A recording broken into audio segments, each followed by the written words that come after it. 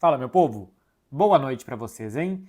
Vitória muito difícil do Barcelona em Las Palmas, que deixa ele uma rodada a mais na liderança do Campeonato Espanhol. O Real Madrid ainda joga no domingo, o Atlético de Madrid já jogou e já ganhou do Valência.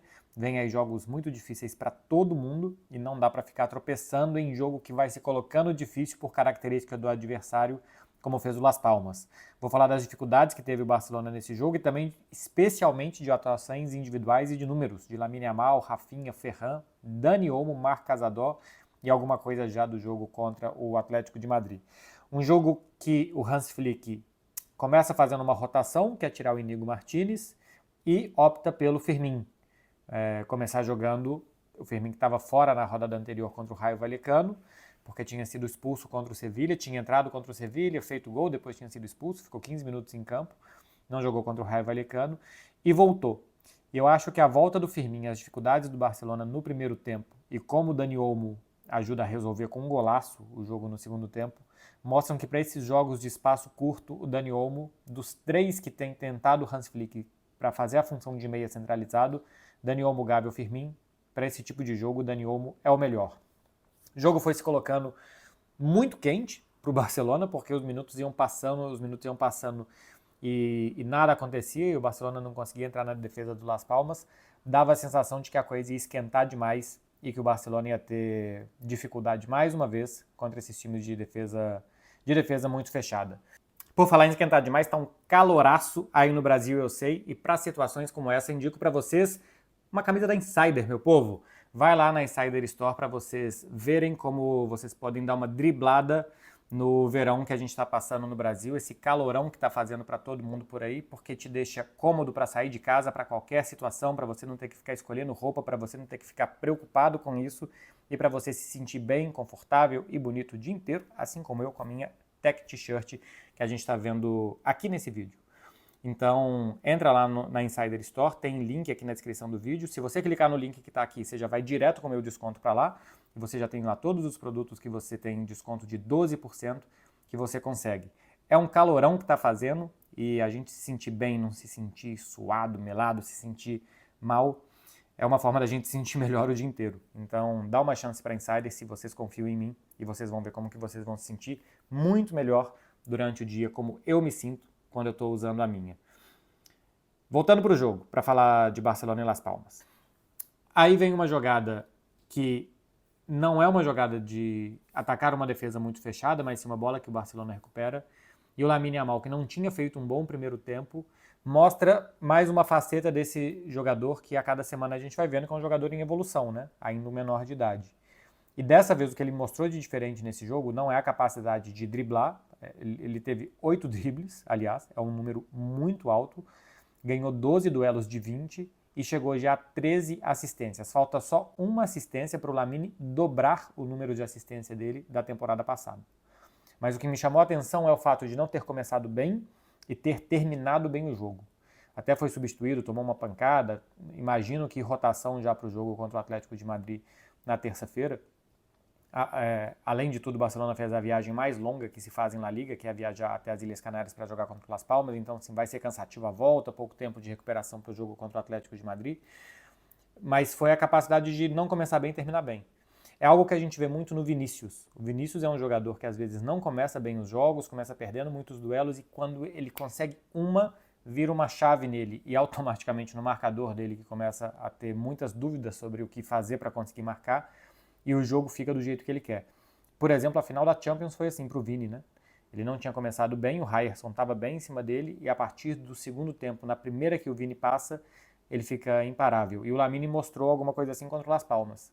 De no segundo tempo, quando as coisas começaram a sair, ele começou a jogar muito bem, a assistência para o Dani Olmo é muito boa, tem algumas outras grandes jogadas do Lamine Yamal, e ali o Barcelona desengarrafou o jogo com o gol do Dani Olmo. Não marcava desde 26 de novembro o Dani Olmo, 3 meses basicamente sem conseguir as redes. Claro que a temporada dele é picotada por lesões aqui e ali, ainda teve o problema da inscrição que tirou ele de alguns jogos, 2 jogos, né, contra o Barbastro e depois contra o Atlético de Bilbao no início do ano. Mas eram 3 meses quase sem marcar para o Dani Olmo, que tinha participado de gols com 2 assistências contra o Betis naquele 5-1, a vitória do Barcelona na Copa do Rei. Um golaço, né? Tanto pelo que fez o Lamine, como pelo que fez também o Dani Olmo para marcar ali. A entrada do Dani Olmo acho que já tinha melhorado um pouco a capacidade do Barcelona de trabalhar em espaço curto, mas o gramado não parecia tão bom, dificultava o jogo do Barcelona por dentro. O que o Las Palmas queria fazer era o que ele tinha feito em Barcelona, que era forçar erros do Barça e muita bola para o Sandro correr pelo lado do campo, nas costas do zagueiro pela esquerda. Paulo Cubarsí fez um muito bom jogo, marcando o Sandro dessa vez. Na partida de ida, tinha sido o Sandro em cima do Inigo Martínez, que tinha levado muitas vantagens. Dessa vez foi bem o Paulo Cubarsí em cima dele. E o jogo poderia ter se complicado em um lance que é inexplicável, que é o pênalti que poderia ter sido marcado para o Las Palmas e não foi. É um impedimento do próprio Sandro que é muito claro. Tem o negócio do impedimento passivo, né? Quando o passe é feito para dentro da grande área, o Sandro está em posição de impedimento, tenta participar do lance e aí fica ali uma dúvida se ele toca na bola ou não. Pelo ângulo que a jogada foi mostrada ao árbitro, eu acho que eles estavam vendo se o Sandro tinha tocado ou não na bola. Mas a parada do impedimento passivo é tentar participar da jogada. E o Sandro tentou participar da jogada. Quando o árbitro vai ao VAR, a gente vê as imagens que o árbitro está vendo. E eles estavam mostrando o bloqueio do Eric Garcia, que para mim é com o braço, deveria ter sido marcado pênalti. Só que o VAR ia ignorar o início da jogada, que era um impedimento muito, muito claro. Tinha um jogador impedido que tentou cabecear a bola, ela acabou sobrando para outro, e a jogada transcorreu até dar o pênalti. É mais ou menos como a do Ferran Torres na temporada passada contra a do Granada, e para mim não é igual a do Raio Vallecano na segunda-feira contra o Barcelona, mas era um impedimento muito claro, que o árbitro nem deveria ter precisado ir ao monitor para ver, o jogador tenta participar da jogada, se ele resbala na bola ou não é irrelevante, e aí acaba a jogada seguindo, que eu ainda acho que tem um toque de mão na área, do jogador do Las Palmas, e depois a bola também toca na mão do Eric Garcia. Então, assim, quase que foi feita uma lambança e foram salvos pelo impedimento que o árbitro de campo conseguiu ver, porque aparentemente o VAR estava mostrando já um lance muito à frente e não um lance inicial da jogada que ele nem precisaria ter ido ao monitor. Enfim, sofreu um pouquinho o Barcelona, mas nem tanto, e depois conseguiu marcar o segundo gol com o Ferran Torres, que chega à mesma marca dele da temporada passada. A gente ainda tem fevereiro e o Ferran Torres já igualou o número de gols dele da temporada passada. São 26 jogos do Ferran na temporada atual e foram 42 na temporada anterior.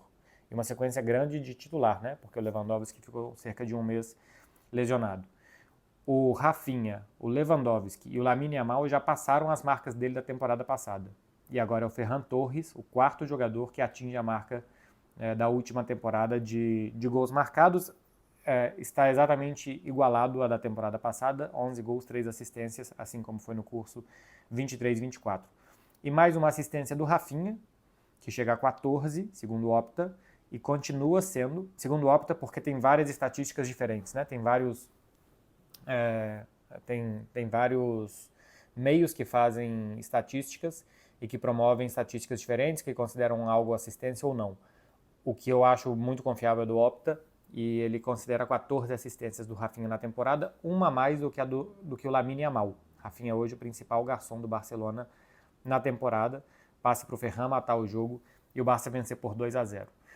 Não é uma goleada, né? Não é aquele Barcelona que nada segura, que faz gol sem parar e tal, teve muitas dificuldades de marcar, muita dificuldade de abrir a partida, contra a defesa fechada não conseguiu, foi fazer o gol numa bola recuperada em um ataque de um pouco mais de transição do que um ataque posicional contra o Las Palmas. Ou seja, o problema para abrir defesas fechadas, para mim, continua aparecendo. A gente viu contra o Alavés outro dia, contra o Raio Vallecano, que nem jogou tão fechado, mas que o Barça também teve dificuldades para atacar bem o Raio Vallecano. Não é um grande momento dos atacantes do Barça, apesar desses números aqui que eu passei de Rafinha, de Lamine e até de Ferran Torres. Não é um super momento nas últimas partidas. Um gol no Alavés, um gol no Raio, 2 gols agora no Las Palmas, nas últimas partidas de campeonato espanhol, né? Antes disso teve 4 no Sevilha, teve 7 no Valência, teve mais 5 no Valência, por Copa do Rei, mas ultimamente tem sido mais econômico. Em compensação, algo que é muito elogiável é a consistência defensiva do Barça, que eu acho que com o Chesney melhorou, em relação ao que vinha com o Iñaki Peña depois que o Chesney ganhou um pouco mais de ritmo de jogo. Um gol sofrido nos últimos 5 jogos, o gol sofrido por Sevilha na goleada por 4-1. Antes, nas 15 partidas anteriores, o Barça só tinha passado em branco 3 vezes. Nos 15 jogos anteriores, esses 5 últimos, eram muitos gols sofridos e só 3 clean sheets, né? Só 3 partidas sem sofrer gols, uma delas para o Barbastro, que é um time da 4ª divisão, da 3ª divisão do futebol espanhol. As outras foram contra o Brest e contra o Atlético de Bilbao na Supercopa da Espanha. Melhoria da defesa deixa um time mais equilibrado, mais confiável para quando o ataque não está brilhante, competir melhor. Era o que eu vinha falando no início da temporada, que os 7-1, os 7-0 no Valladolid, esse tipo de goleada é excelente.